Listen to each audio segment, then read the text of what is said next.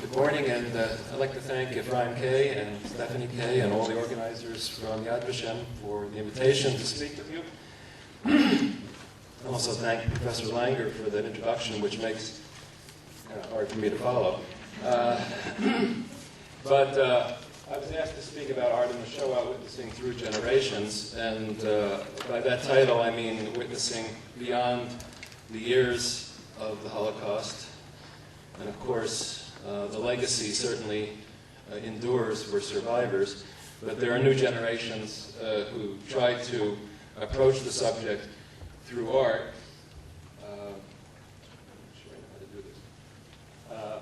And it's always a difficulty to avoid the trivialization, although there are transgressions which can make art very effective in awakening people to issues of the Shoah, what I would call fragments, through a particular coding, which is interesting and perhaps difficult to understand for some people.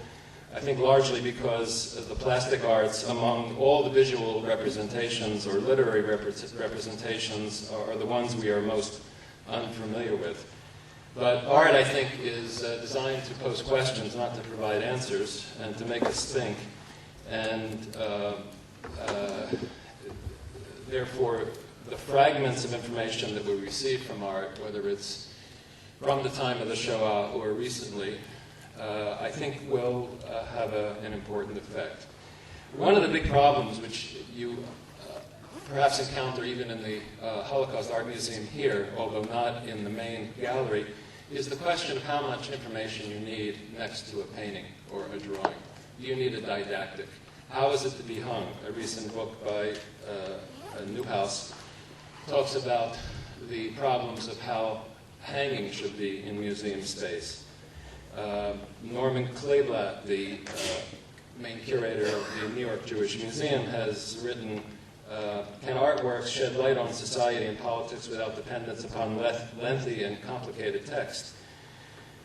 Can one make textual documents and documentary footage speak emotively to the visitor who must navigate a gigantic show?" He was talking about an Israeli show in Berlin last year. So there are many questions here, and the issue of art is the most probably inflammatory of all of the questions and devices that we use to narrate the Holocaust.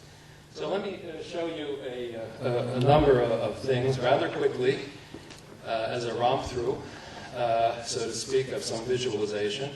And I think if there's anything I'd like you to keep in mind is how will art help us remember this offense, and what will we remember, and what will we learn, and how can we avoid trivializing the event. Some secondary concepts might relate to Jewish identity, especially in Europe, Israel, and the United States, as well as the complications of the individual artists themselves who may be troubled by the subject and may be seeking to work it through, but may never survive that sort of episode. But keep in mind that politics and art have been joined since at least the time of Goya in the 19th century, and especially in the aftermath of World War I, when there was a tremendous outpouring of some of the trauma of the battlefield. And the whole 20th century is rife with atrocities which have provoked not only visual responses by those who suffered, but also by groups that have been victims.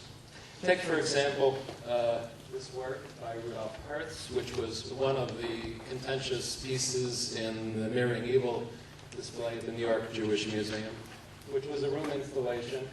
And I was thinking of this yesterday as I was walking through the permanent exhibition here, because it juxtaposes the portrait of Hitler that was taken by Heinrich Kaufmann and Marcel Duchamp, the famous Dadaist.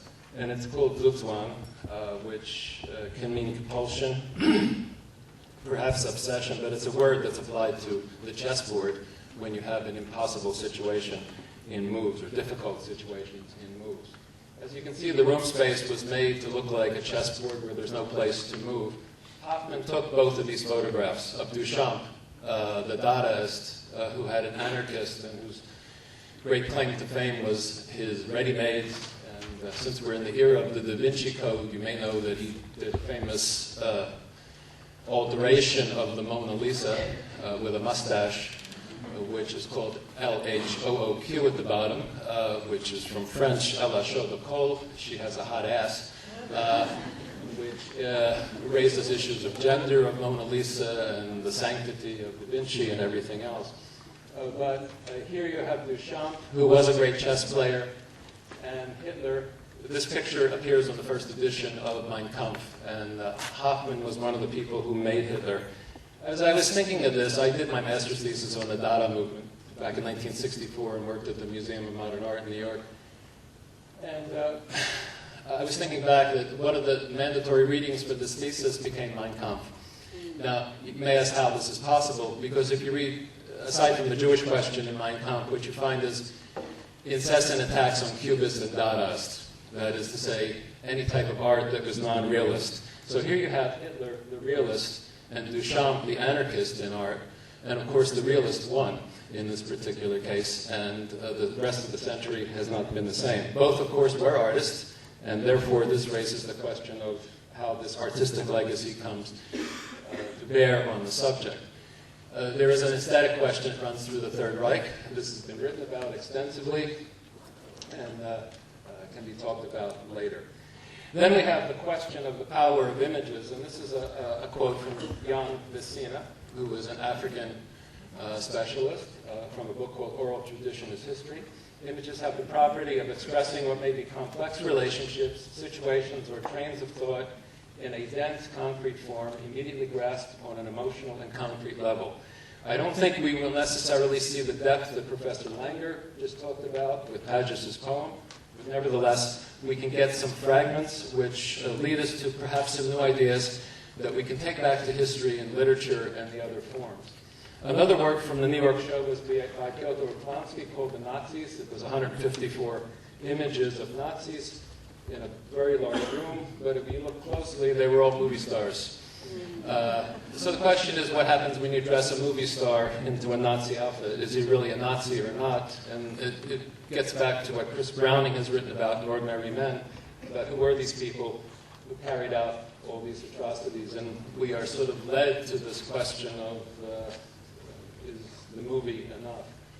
Misha Kubal's work, Hitler's Cabinet, the title taken probably from the film The Cabinet of Dr. Caligari, is applied with peace in the form of a cross with projections out the side from films from the Weimar Republic. You should know, if you don't, that Potsdam was second to Hollywood in the 1920s in film production, but the projections create this swastika.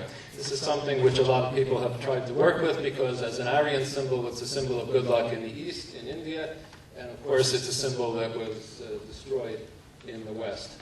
As far as a narrative of works that we can see in terms of an evolutionary pattern, probably the first work that is always centered on is Marc Chagall's White Crucifixion from 1938, which is believed was finished before Kristallnacht, but shown after Kristallnacht.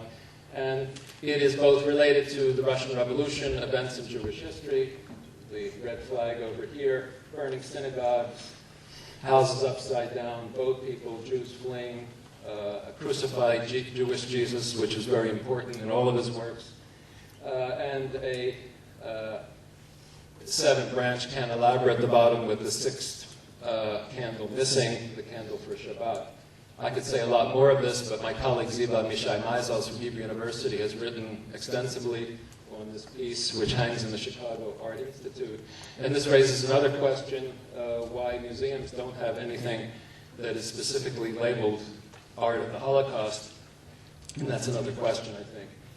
Chagall did 17 crucifixion scenes. This is 1943 Yellow Crucifixion, which is in the Pompidou Museum.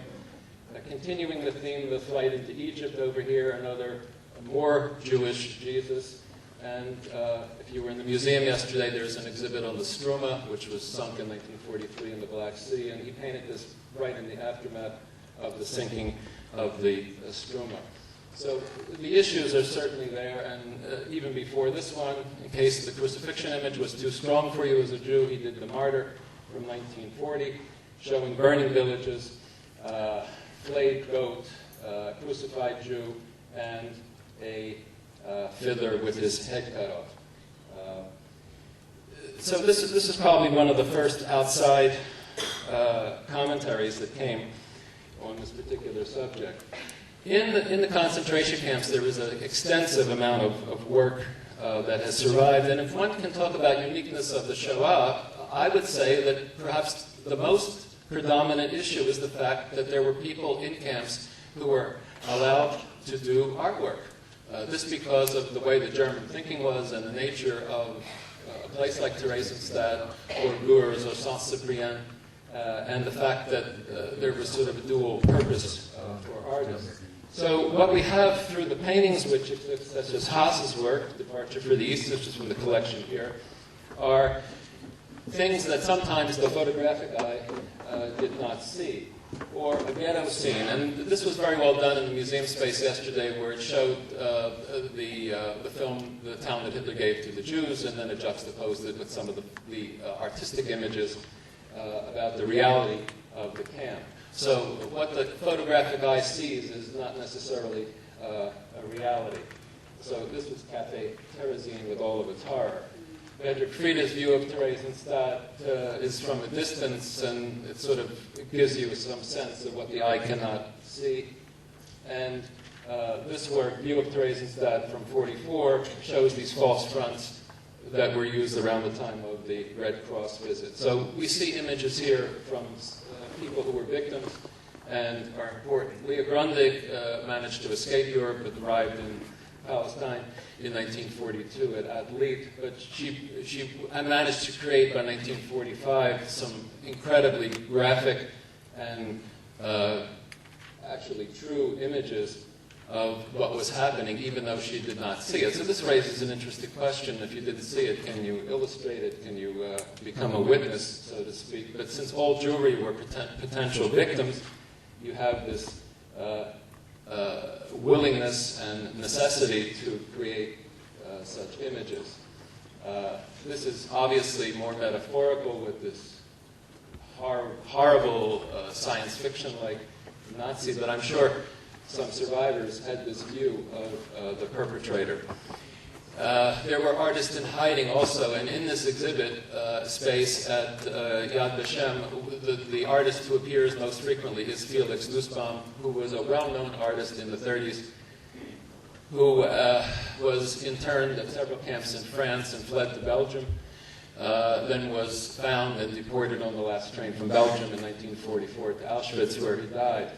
But the self-portraits are quite interesting, as there is a change from, shall we say, normal life to the camp situation, and the background is as important as the foreground and these facial expressions. His famous self-portrait with an ID card from 1943 in an enclosed space, as you can see, with a tree cut off in the background, and the triumph of death, which harkens back to some images from the Renaissance. Here you have a band of skeletons playing. This is certainly has some linkages to Hieronymus Bosch and other painters. So he was well acquainted with the tradition of formal art. David Olaire, a member of the 13th Sonderkommando at Auschwitz, who survived, did works after the war. He worked for Air France as a graphic designer, but did some wildly expressionistic works like this, trying to describe Auschwitz. But the more important work, I think, are the drawings that he did at the Nuremberg trial, which were partially introduced as evidence for what was happening in crematorium number 2. There's a whole series of this. I don't want to show them to you, but I want to make you aware that these are available and quite important for teaching purposes as well as telling the story. The visiting exhibition here now in the museum is Charlotte Solomon's Life for Theater. And Charlotte Solomon has a very complicated story, starting in Berlin from a family where there were 3 suicides, and then getting into art school, and then having to leave Germany for Nice, where she got married, and in 1943 decided to do a series of over 1,000 works, over 700 in this series. This is number 5 58, which is the lead piece in the show here. And this is in the form of an opera, as well as a drama with extensive text. And this is an image you don't expect from the Holocaust. A young girl drawing overlooking the Mediterranean. This is not Poland, okay? This is not Ukraine. This is not Lithuania. Nevertheless, she was deported from Nice to Gurs, then Drancy, and then to Auschwitz, where she died. But her work shows us the rise of Nazism, for example, with this work from January 30th, or depicting January 30th, 1933. And when an artist fills up the entire page like this, you can see that there is an obsession with the image and the fear. Or we get insights into German Jewish life, which this one called "The Christmas Tree is Bright," the fact that the German Jews did celebrate Christmas, which leads us into some discussions about, was the issue of tolerance and was the issue of thinking they were Germans one of the causes of the demise of the Jews. Joseph Bau, a survivor from Schindler's List in Plazov, who came to Israel in the concentration camp, did playing cards. And the playing cards depict normal life. I got a guess here on this. Proposal to his wife, a wedding, and a baby. Just the opposite things that Professor Langer, the idea of life-affirming things rather than this confrontation with the awful reality. So, and even Santa Claus there, St. Nicholas on the right.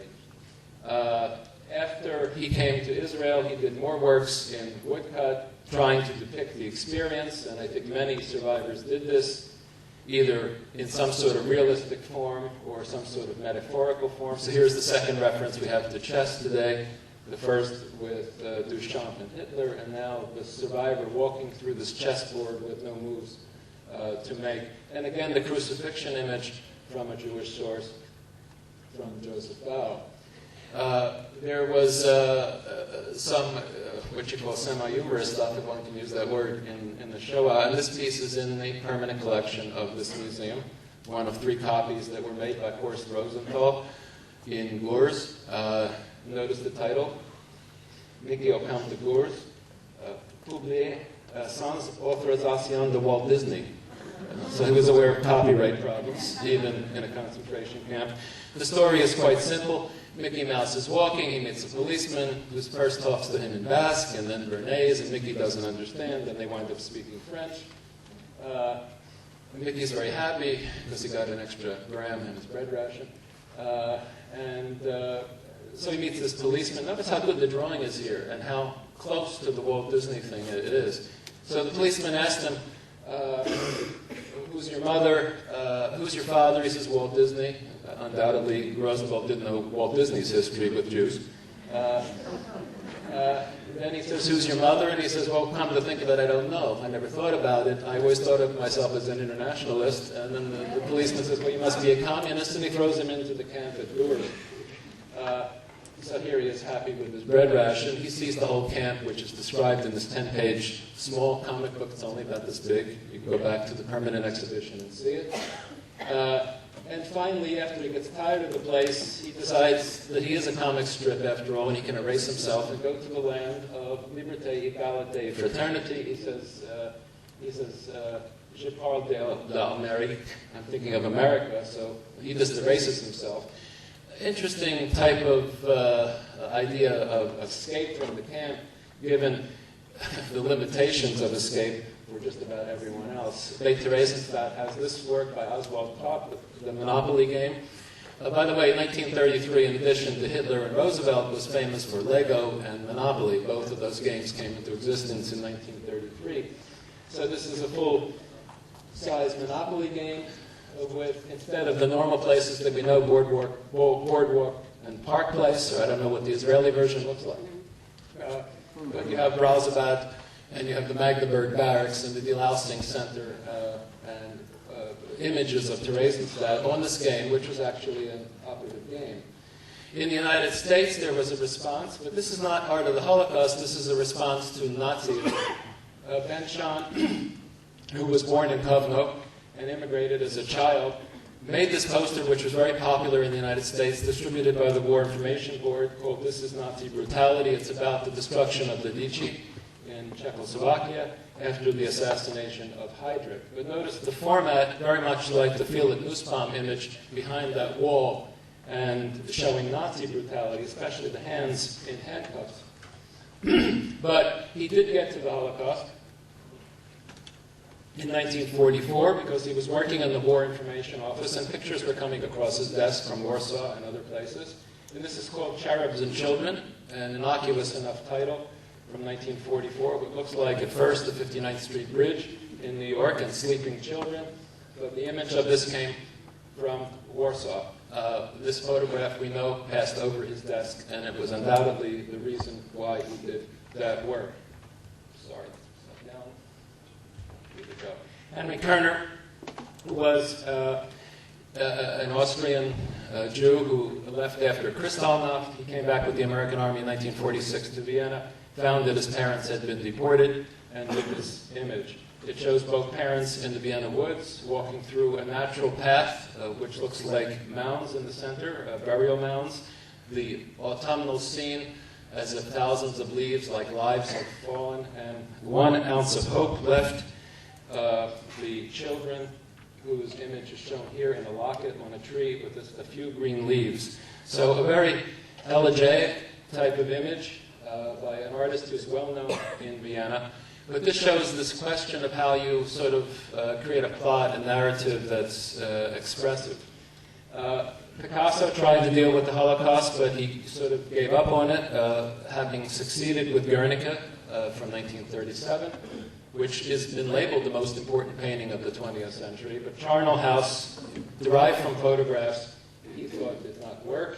And other artists have tried this as well, including Rico Lebrun, who was a Catholic, and who managed to get some of this vortex of the death camps, such as Dachau, concentration camp, in this case Dachau, and Flora Buchenwald, the drawing, again, using the photographic images. The shock of these images appearing to artists was incredible, and I'm not talking about some abstract expressionists like Barnett Newman, who burned all of his paintings in August of 1945 and said, we have to have a new type of art as a result of this.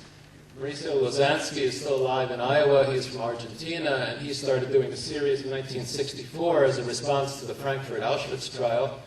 And when I spoke to him last, I said, how did you decide you wanted to do this? He said, well, I knew Perón in Argentina, and that was as close as you could get to Hitler. But this series, which is 24 works, shown at the Whitney Museum in New York in 1964, which actually caused fistfights outside the museum, was because of the fact that some people didn't know if it was pro-Nazi or anti-Nazi, and as you can see, these images of the church with a crucified child, and the background are pages from the Bible, are quite brutal and literal. Sorry, that changed. But he even took some copy from the New York Times about the trial and put it into the collage of this. One of the questions that runs through this type of art is what happens if it's beautiful? Is it still good art? This is Audrey Flack's work, New York artist, in 1975, called The Holocaust. It's based on Margaret Bourke-White's famous photograph of the liberation of Buchenwald in April of 1945. But this was the origin of this was her discussions with women Holocaust survivors, and she asked them what they were thinking of when they were in the camp. So you see, it's about vanities and faith and remembrances and time and music. These are all elements of this, and of course food and candy, which appears here. But there is a redemptive aspect of this painting in an interesting way, in two ways. First, the frame is a rainbow, which is the never again issue. And then the quote is from Nachman of Bratslav about that even in the nethermost pit, that God is with you, and you must remember God, the Creator. So it's an interesting work by a feminine artist who tries to bring together these two interesting elements. The strongest German artist who's working with the subject is Anselm Kiefer, a student of Joseph Beuys. This is his work. His work deals extensively with the landscape of Germany in the post-Holocaust era. What is there besides desolation? Professor Langer mentioned Paul Celan's poem, Death Feud.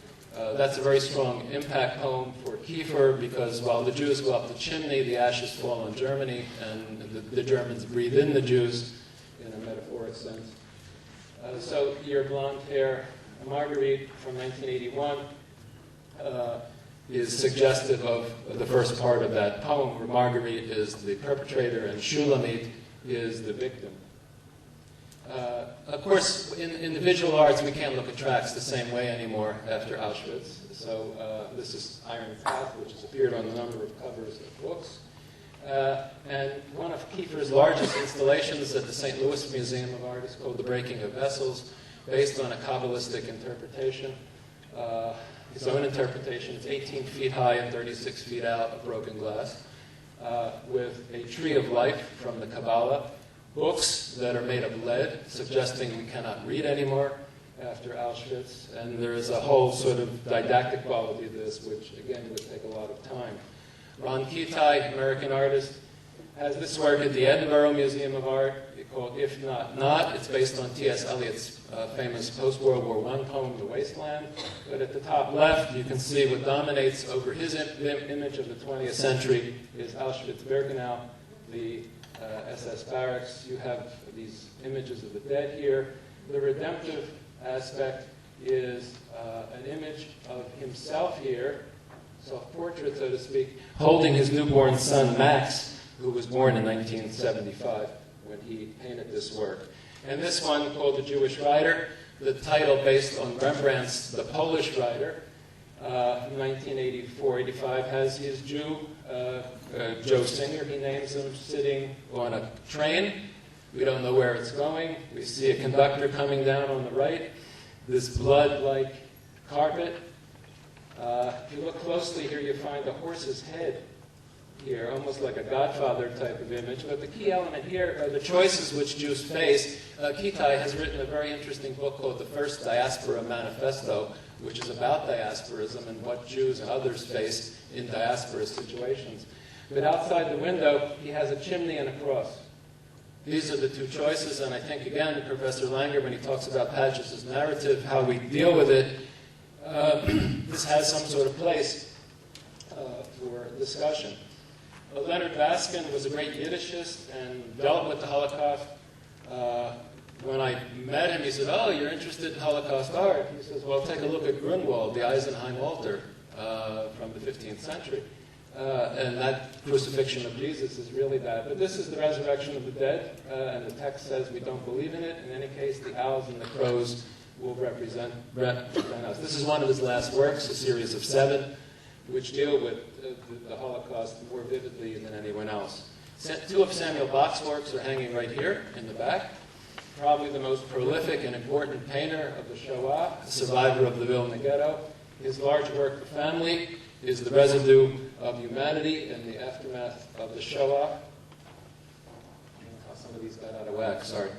They were perfect when I sent them.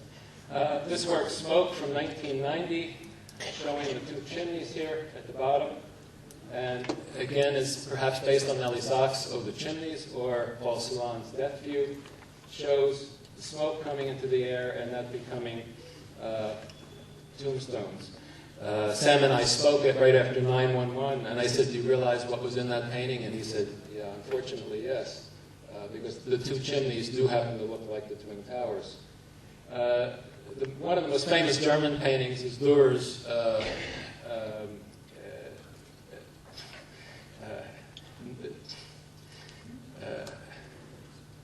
Melancholia, thank you.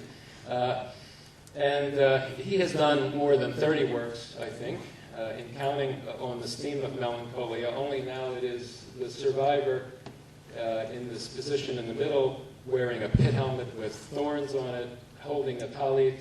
You see the cross. There is a mangled Star of David in 2 sections on the right. The place for the 10 Commandments is missing, but you see it broken on the ground. The rainbow on the right, broken as well. But the 10 Commandments are the 6th, the 1st, the 6th, and the 3rd commandment, totaling 613. So 631 is 10 as well. The hidden question deals with the issue of God in the aftermath of the Shoah. So this is a question which has burdened theologians, and one's own roots from 1985 suggest this issue of where do Jews go. The tree is cut off at the bottom, propped up, but separated. The crows at the top think it is still alive. Perhaps the Jews think it is still alive, but we wonder about that. Alice Kahana, a survivor from deportation to Auschwitz in 1944, has been working with the Auschwitz album because that included in that is her deportation, and she knows most of the people in the Auschwitz album from Sharvar, Hungary. But this is her work, Arbeit macht frei, in an abstract way, dealing with the uncertainties of the camp. And selection, Abraham and Sarah at Auschwitz. This got condensed a little because of electronics, sorry. But the idea of a train coming in, these are one of the repetitive images that you see. Daisy Brand, originally from Bratislava, deported to Hungary and then deported to Auschwitz, lives in Boston. And she works in ceramics. So I'm showing you this to show you we're not limited to paint on canvas. This is a ceramic wall hanging, which shows all of her anxieties and some of her history.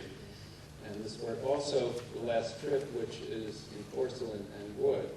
There are sculptural images, such as Lifshitz's Prometheus and the Vulture. And this was a favorite theme for Lifshitz, who was in the United States during World War II.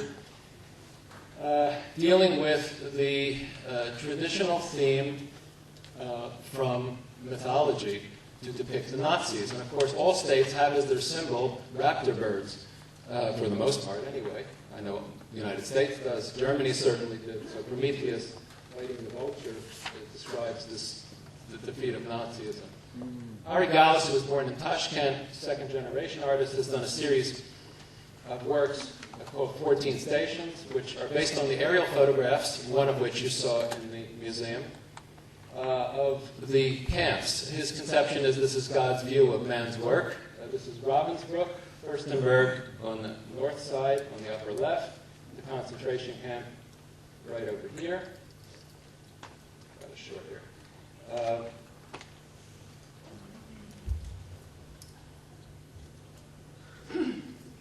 The lake, interestingly enough, in the center, can be imagined as an Egyptian rendering of the god Anubis eating the heart after death. With these each comes a Gematria-style poem by Jerome Rothenberg to go with each particular work, and they're quite dramatic in their interpretation. I showed you the swastika several times, and this is how Edith Altman, a Chicago artist who is a child refugee from Germany in 1938, has tried to deal with the swastika. She has taken its gold original, which is on the wall, and shown its dark shadow. Each section is 9 pieces. 9 times 2 is 18. Chai, life.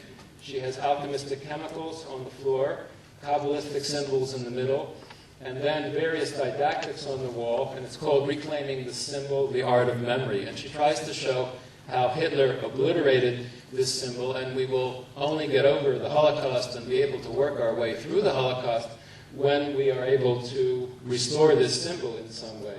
It's a difficult task. I don't know if she'll succeed.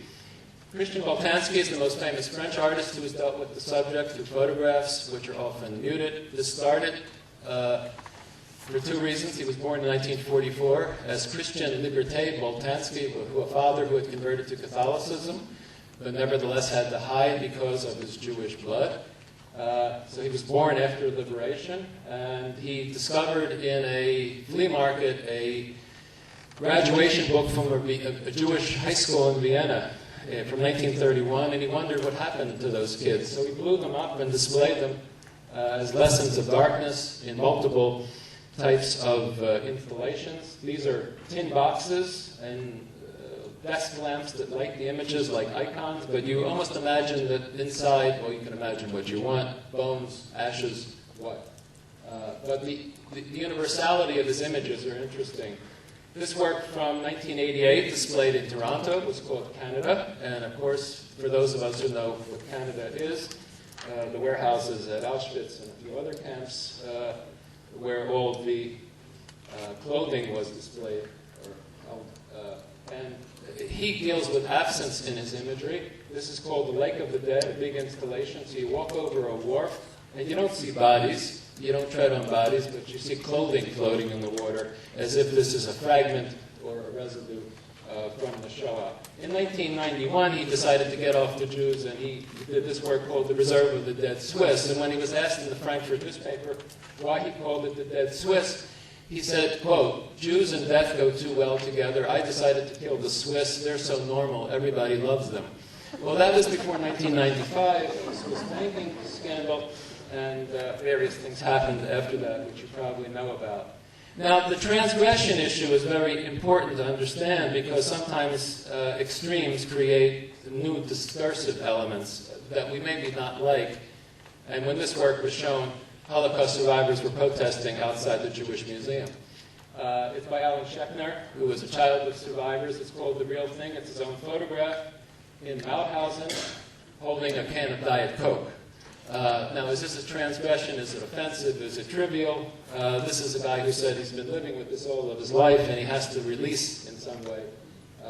Nevertheless, a lot of people did find it offensive. Or is Zbigniew Flabera's Lego concentration camp, which in Europe, by the way, there's a whole discourse on this. In Europe, you're allowed to use the corporate logos for artworks. And needless to say, Lego went berserk with this.